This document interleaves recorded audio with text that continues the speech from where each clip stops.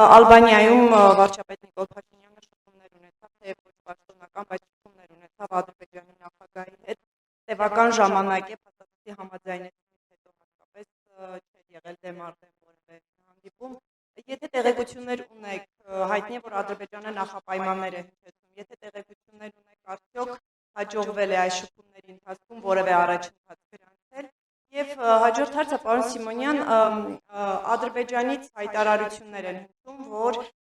տարածաշրջանում որևէ երրորդ ուժի ռազմական ներկայություն այլևս անհրաժեշտ չէ եւ խաղաղության հաստատման համար նրանց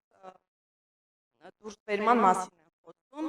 Սա ընդդիմությունը հայտնի է, որ նախկինում ադրբեջանական կողմը այս մասին խոսում էր նաեւ դիտորդների համատեքստում, բայց ընդդիմությունից հնչում են հայտարարություններ, որ այս նաև ռուսական ռազմաբազայի բերմանը։ Ես ուզում եի դուք հստակեցնեիք, արդյոք ադրբեջանական կողմը Հայաստանին ռուսական ռազմաբազան Հայաստանից հանելու նաև պահանջ է ներկայացնում եւ առհասարակ կան այդպիսի քննարկումներ ռազմաբազայի մասով Բաքվի հետ։ Շնորհակալություն։ Հարգելի գործընկերներ, ես շատ կարճ, բայց ես առաջարկում եմ մեր ներքին եւ արտաքին հարցերի շուրջ, որոնք որ չի վերաբերում մեր գործընկերոջ, ես գործընկերոջ ճանապարհելուց հետո ես կմոտենամ ձեզ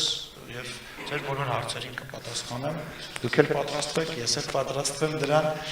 Ինչ վերաբերում է ձեր ասած